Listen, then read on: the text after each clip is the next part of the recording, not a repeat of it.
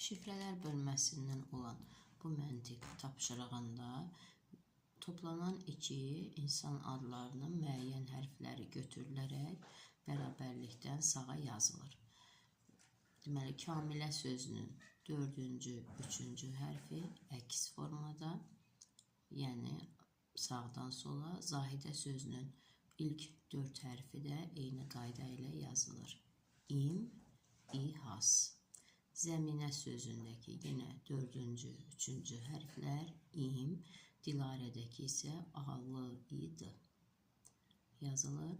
Deməli, sual işarəsinin yerindəki məchul sözü tapmaq istəsək, 4-cü hərf i, 3-cü hərf h, Fəridənin isə ilk 4 hərfi əks istiqamətdə yazılsa, i, r, ə, f sözü alınacaq.